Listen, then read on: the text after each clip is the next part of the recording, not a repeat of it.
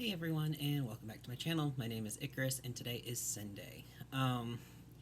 It's not going to be a super duper thought out episode. I try to do some research, but um, admittedly, I didn't put in enough time because I got distracted by other stuff. No, today's video, I kind of wanted to talk about a bit of personal shit as well. So it is going to be about anxiety and how being a Christian, specifically my sect of Southern Baptist, can actually make it worse. And it essentially, God, I don't even have my phone. Um, so, anxiety, we know what it is. It is the irrational sort of worrying that something is going to happen. It can be like generalized, it can be about everything, it can be about specific thing. You can be anxious about nothing. It's all encompassing, if we are completely honest. For me, growing up, I'd always been super anxious about being a failure to my parents. It's classic gifted kid stuff. So, bad grades, being a failure, but then there was also extreme paranoia about my friends actually hating me, and that was from a very negative experience when I was 8, as well as financial scares because I could overhear my parents talking about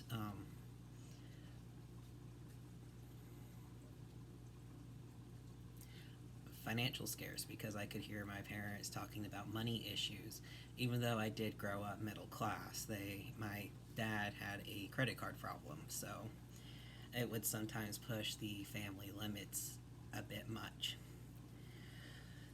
So, a really big thing about how I grew up is there are Bible verses that talk about not not worrying to put your faith into God, and that's supposed to help your anxiety, as well as praying about it, all that sort of stuff. And for a lot of people, it works.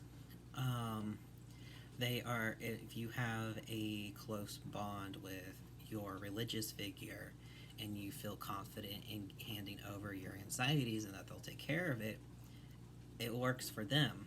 Um, but it didn't work for me really. And how people reacted to it also didn't help a lot because there's a lot of if you are not a good enough Christian, that's why you have anxiety. If you really believed in God, you would, you know, not worry because obviously everything's in His plan. So even when one of the members of the church shot themselves through the head to try and kill themselves, well, clearly that was in God's plan, so we shouldn't worry about them in the future, right?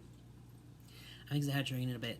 I mentioned this person before, and they actually did get help from the church and without the church, and they weren't that calloused, but the ideology behind it was pretty similar. Like, don't worry about your mom, don't worry about your wife because even though she's expressing these terrible things, everything's going to be fine. It's in God's plan. And now she is what she is. So, knowing me, 8-year-old me, got I had some female friends that I thought were friends, but ended up not being friends. And they talked about me behind my back, and that was the first time I tried to commit suicide. I was a very dramatic 8-year-old. I was going to somehow make my dresser my funeral pyre. I was an idiot. Um, but since then, and I mean, this was in 4th grade, and we moved before I started 5th grade. So I went to a completely different school immediately after. And it wasn't because of me, it was because my mom got a job in a different county, and one of the requirements, because she's a child protective services worker, is that she has to live in the county that she's working in, so that she couldn't live more than like 15 minutes away from the office for an emergency. which then we later found out was bullshit because there were so many people that lived in fucking Grant and DeKalb County and stuff like that. So the surrounding counties. I'm actually giving actual county names. That's dumb. So I did move immediately the next year, but I was terrified of making friends, especially female friends, because I thought I had done so well. I had like 3 dude friends, and I loved them all to bits. I had a crush on one, and the moment I made a female friend, then a new girl moved in and sabotaged everything. So I was scared. I ended up befriending another girl who was the girl I was friends with all the way until like my senior year of high school because I turned my back on her. I was the 4th grade friend that betrayed me in that moment. But I'm saying all of this because that really started a paranoid part in my life that never really went away. It instead kind of got worse and worse and worse as my fear was reaffirmed a few times over through the years. And it's only really stopped because I forced myself to go to therapy and become a better person for my best friend. And I feel like I've made a lot of improvement, but none of that was in the church. I would talk about this and talk about this paranoia, and we would have these sleepaway weekend camp things, but it never felt real because I was able to slip into the role of a good Christian girl and be friends with them, be friendly with them in school without any trouble, despite my own ranking was usually the band geek sort of deal. And, the cliques are a bit more amorphous than they are in TV, but they're still there. But it never really felt genuine, and when I tried to make it genuine, it fell apart pretty quickly. So I would say a lot of my leftover shame after I've left the church was directly applicable to the idea that I wasn't a real Christian at any point because I still had worries and anxieties and all that stuff. And it's not that important anymore, but I thought talking about it even briefly is just to show you're not really alone.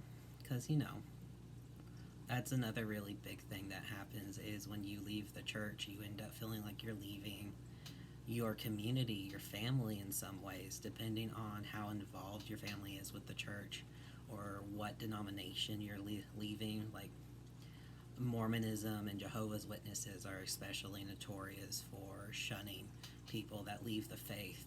So don't get me started on Scientology. I mean, I know technically they're not a religion or whatever, but still. So it's incredibly hard. I'm going to admit that when you're first leaving because you feel this encompassing guilt and people will use whatever they can against you to try and get you to stay. Luckily for me, I had already moved away from my hometown and my church. The cat's acting weird. So I didn't have to worry about quite so much of that guilt. But it's a short one today. Like I said, I kind of struggled trying to find actual data and research to back up my personal my personal story. So I thought I would just leave it at that and not try to make anything huge and grand today. Because also, looking at houses, we're putting an offer in soon. Hopefully going to have an inspector come out Wednesday and do all of that. So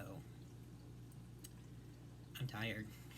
My brain is fried and I haven't done any of my writing today. So I need to get back in the right headspace to do that.